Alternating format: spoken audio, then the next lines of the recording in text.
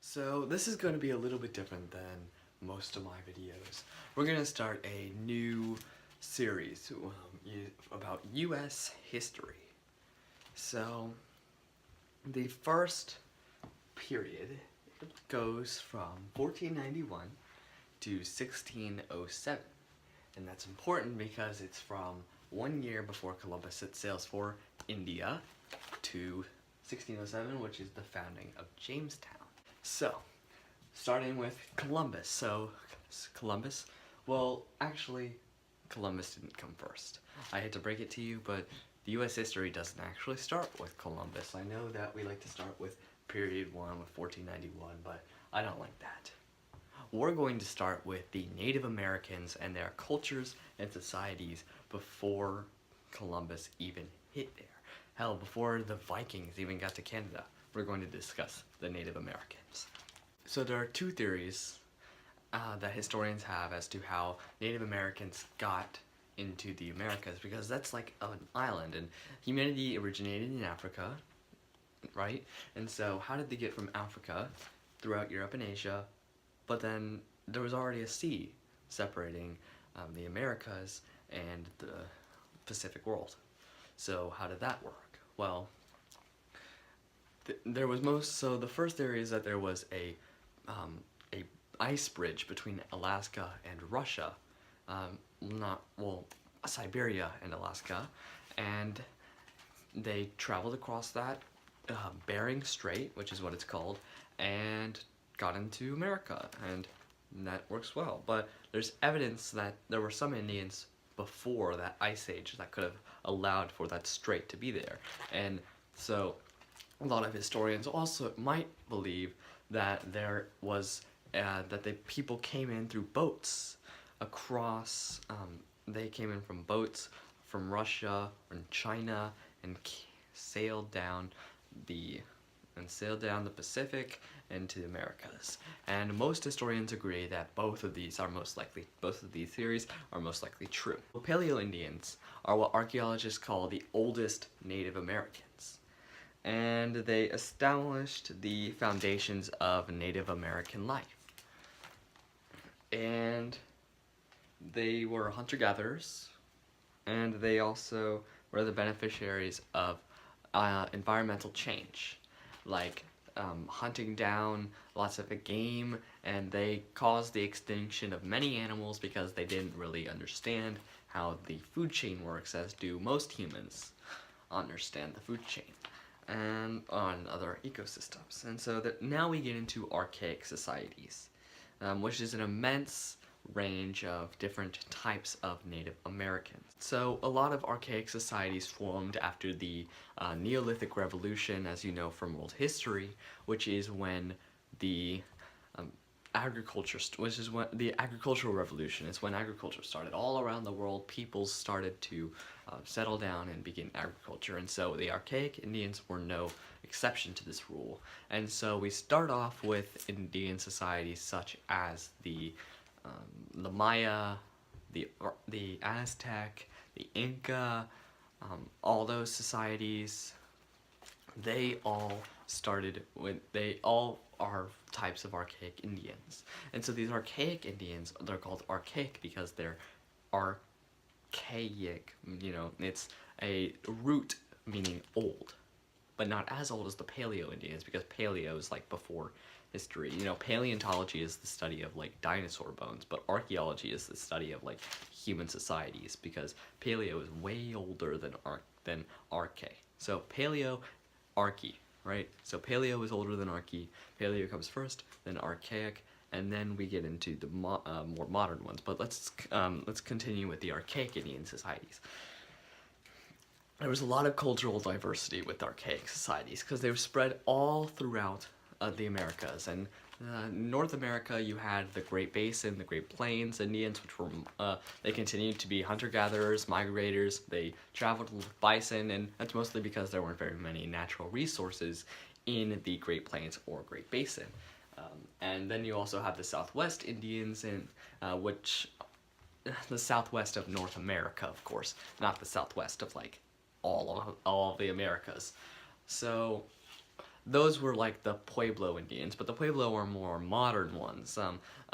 An example would be like the Aztecs. So Southwest includes like parts of Mexico, Central America, parts of the New Mexico, Utah, Arizona, all those places, right?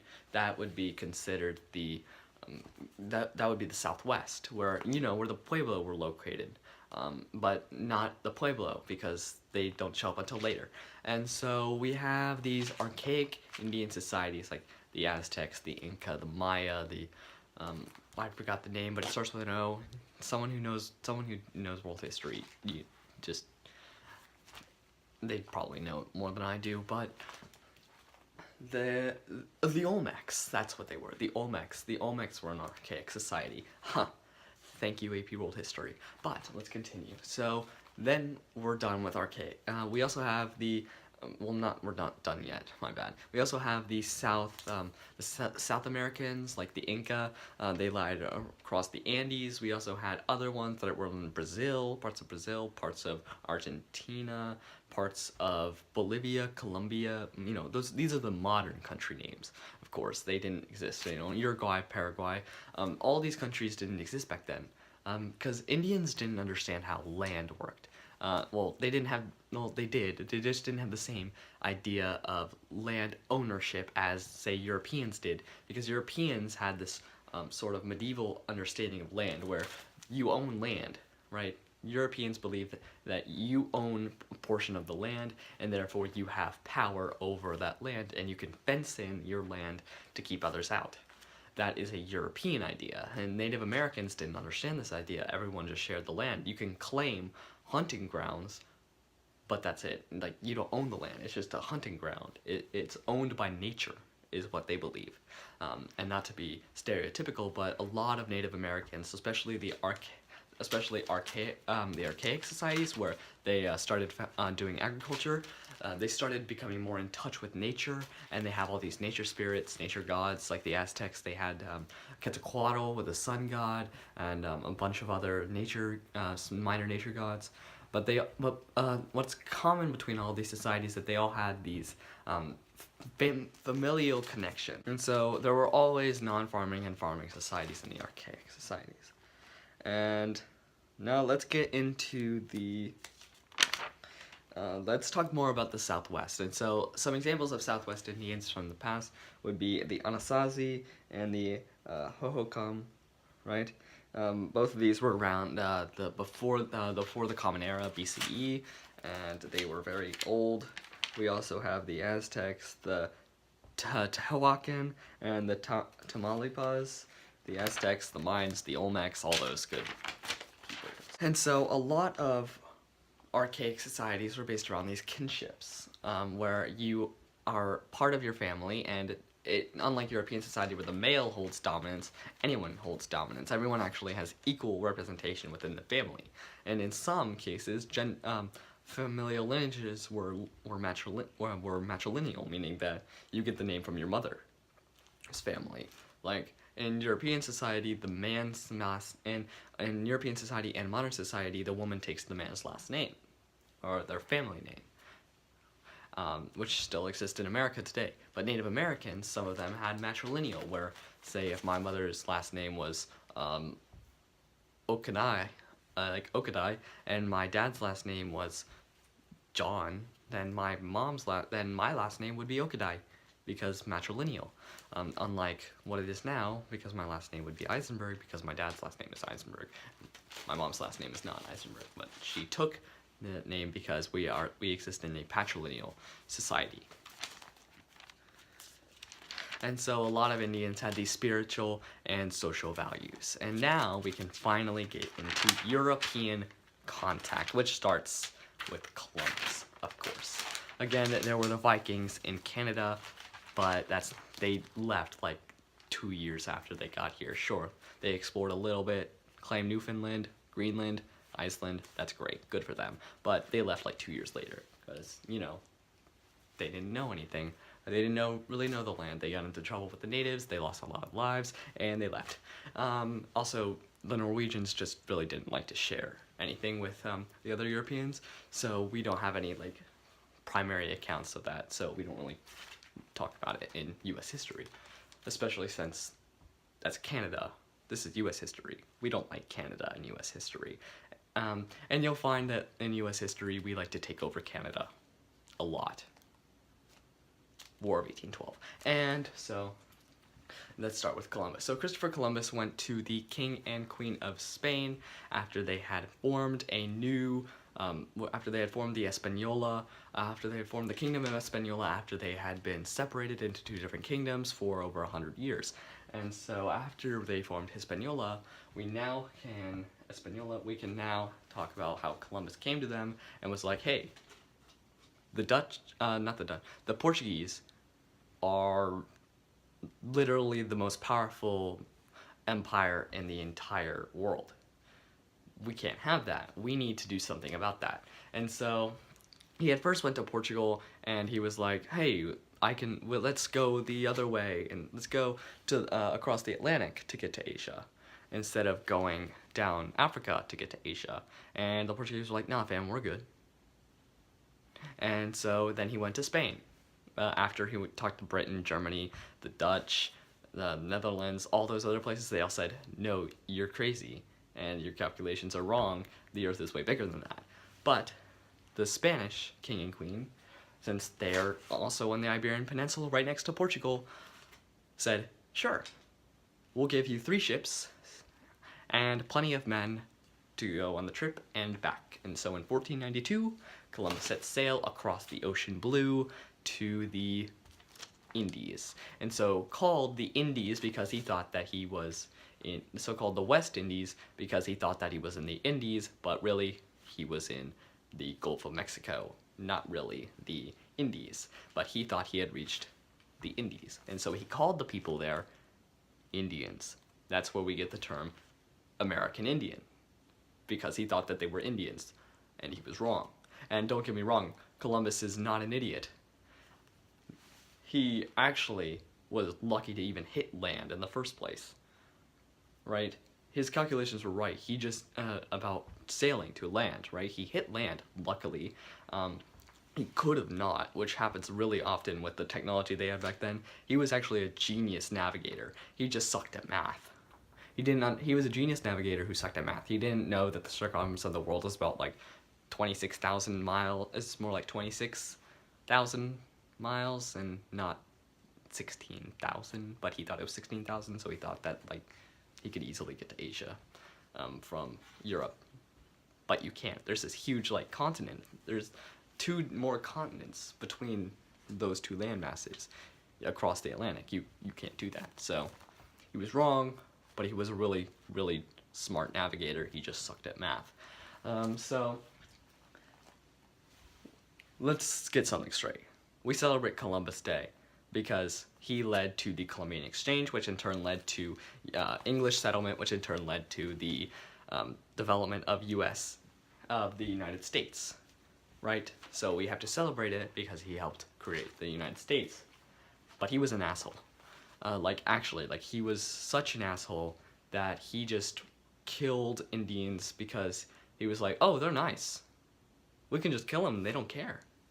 Also, he made them agree to things that he said because they didn't understand him and they just nodded their head. Like, imagine like you don't know what your teacher's saying, right? And they're asking you a question and you're just like nodding your head, like pretending you understand exactly what they're saying, but you honestly have no idea what they're saying. That's basically what Columbus did to the natives. He was the teacher and they were the students. So they just nodded their head along with whatever he said because he had no idea what he was saying. And he basically was like, oh, I asked them, hey, can I have your land? And they just nodded and said yes. Right? They didn't know what he said. They had no idea what he was saying. So of course they were just gonna nod their head, like say yeah, because they didn't know idea what he was saying. And also, Native Americans don't have the same system of land ownership as Europeans do. So you can't really compare those two in that case. So after Columbus hit the Indies, a lot of people heard about it, and so there was the Treaty of Tordesillas in 1494, where they split the world into Portuguese half and the Spanish half, and of course the Portuguese actually did have part of Brazil, which is why Brazilians speak Portuguese, because the line of demarcation cut through Brazil, and so the Portuguese were still able to colonize Brazil, which is, like I said, why Brazilians speak Portuguese today. And so the reason why a lot of Latin American countries today speak Spanish is because the Spanish were the first to colonize the Americas, with Columbus, of course, and then you have lots of different Spanish conquistadors, as they were called, conquerors, Cortez, Pizarro. You have all of these people searching for the fountain of youth, Ponce de Leon, right? Ponce de Leon searched for the fountain of youth, and gold. Everyone looked for God, glory, and gold, of course. Again, the only person who was ever successful at finding gold was Columbus. The Spanish were a frontier of inclusion. They included the Native Americans in their colonies, but they did it very rudely. They put them into encomienda systems, which is sort of like a slave practice, where they had them mine for them without pay. They were basically slaves. But they realized that the Native Americans were so pure, because they didn't have the exact same diseases as Europe did, because everyone in Europe lived so close together. The diseases in Europe were like crazy bad, right? And so the population of Native Americans went down from like 75 million to like 3 million after like 10 years, right? And so that's crazy, because smallpox kills, and it didn't really spread from direct contact with the Europeans. Instead, it spread through trade, of course, because there was trade between the Native American societies. They were not as primitive as most people thought. Bartolomé de las Casas actually said that they weren't very primitive, they were pure at heart, they were kindred spirits, and they were very smart. They knew a lot of things about the world that the Europeans didn't, and we would never know about them because we killed them all. And so, on that note, let's move on to French frontier. So the French frontier was also a frontier of inclusion, and so you have the French coming in, like, very low numbers, colonizing middle North America, fur trading, hunting. They did a lot. Intermarriage. The intermarriage was also in the Spanish colony, but they did that to assert dominance over the Native Americans, and then and that allowed the Spanish to create some sort of hierarchy of Spanish bloodline. Like, the more Spanish blood you had, the higher you are on the hierarchy of society. It's really stupid, right? It's racist, of course. And so you had the mulattoes, the mestizos, you had all those not good things, right? And so we get into the French. They were very not kind to the natives. They manipulated them, of course, but they were a lot kinder to the natives than the English and the Spanish were. Speaking of the English, they were the only frontier of exclusion other than the Dutch, but we don't talk about the Dutch. So the English were a frontier of exclusion. They were like, no, we don't like you. Please stay away. While the Spanish tried to convert to Catholicism, the English were like, we don't care about you. We just want land. Can you go? And they were just like, oh. And then they encroached on their land more, and were like, hey, can you go? Encroached on their land more. Hey, can you go? And this kept on going and going, until we had the formation of the colonies. So we have the Chesapeake colonies, right? And so we'll get more into that in those details. We have the Chesapeake, the Southern, the Middle, and the New England colonies, but we'll get more into that on period when we talk about period 2. And so period 1 ends with the formation of Jamestown, which is the first English colony in America.